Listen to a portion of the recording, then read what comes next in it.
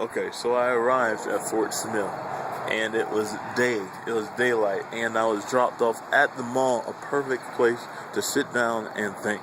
It happened to be Monday, so I was doing the ATM Monday. Alternative to money, if you don't know, ATM is something that I set up in Jacksonville. It's just a bartering system where I am the middleman, so to keep people remembering to use it, all I do is call up people and connect them with other people. And I made a list that is online for them, and I remind them every Monday. Well, that was Monday, and it was my time. I do it with someone else, and I won't mention her name here, but she helps me too. She does it on Sunday, but we weren't coordinating and blah blah. That's beside the point. All right, so ATM, I was doing it on Monday. So while I was doing it on Monday, I was using up a lot of time where I could be looking for more people, but I had an obligation to do, and I had to balance my obligation with my necessity. Well, excuse me, I didn't do it well. So yeah, I got there and I called as many people as I could. I didn't call them all. Sorry. And I couldn't find a place to sleep. It was nighttime, and I really didn't want to sleep. I was kind of really agitated and depressed when I arrived there, because I could have kept going north with the lady that took me to Fort Smith, but I thought Fort Smith was ideal because there was a college there, so I could have done that, but I decided against it. So I don't believe in destiny, but this is crazy.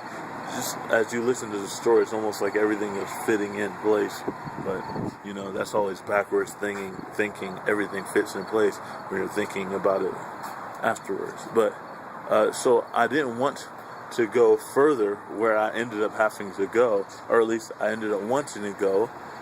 Didn't want to go further north. I wanted to stay at Fort Smith so I could cross roads with anyone traveling west.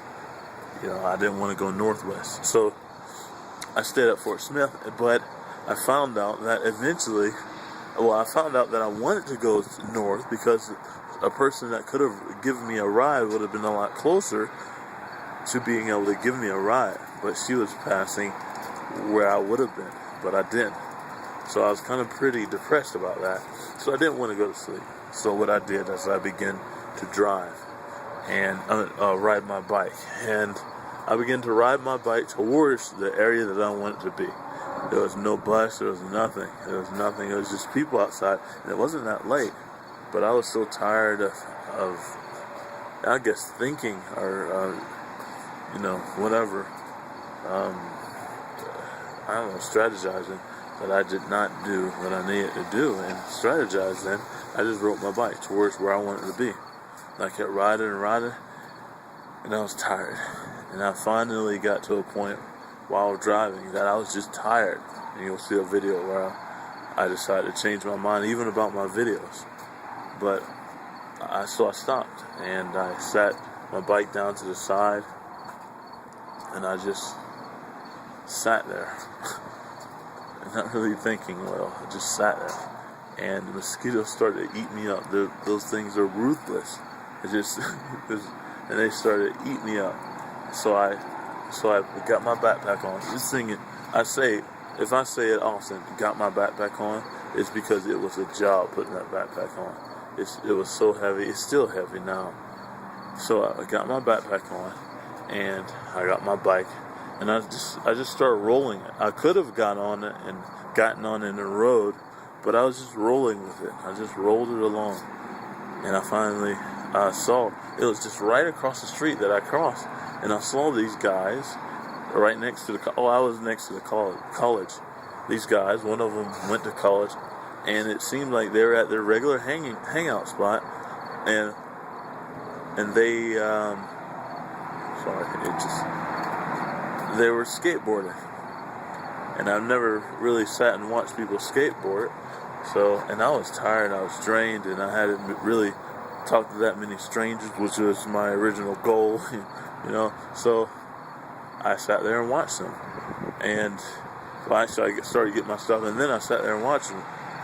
and one of them approached me, and we started talking, and these guys were awesome. They told me their walk to life and everything that they were wanting to do, and they did, and how they felt about things, and we got along pretty well. And I jumped on the skateboard and almost broke my booty bone, but it was pretty cool. And then they all compiled money and gave it to me for a hotel. And the hotel was really far away, but I was the happiest ever. So I jumped on my bike and I rode towards the hotel. I was hot and sweaty when I got to the hotel, but I was happy.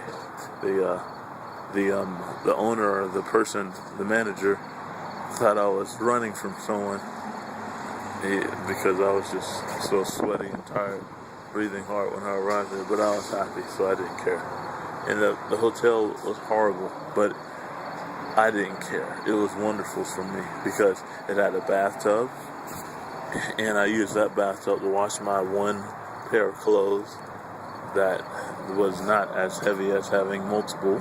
So that's why I only have my one pair of clothes, and I could sit and lie on the bed. Dirty bed? Yes, but it's a bed. So yeah, I went to sleep there, and I had sent some Craigslist messages out of people for a rideshare. And when I woke up, I saw that I received a message from someone on rideshare. That message was from two people. These two people that's the most recent thing, and it was crazy with these two people that I met. I'll tell you their names for the next episode. This episode, one was Nikila, the other was Derek. A white guy, Derek, with a mustache, didn't wear shoes, and the other, Nikila, very heavy set, maybe about 5'3", black woman that keeps her hair back, and they were crazy. They weren't crazy, they just had, I'll tell you about it later.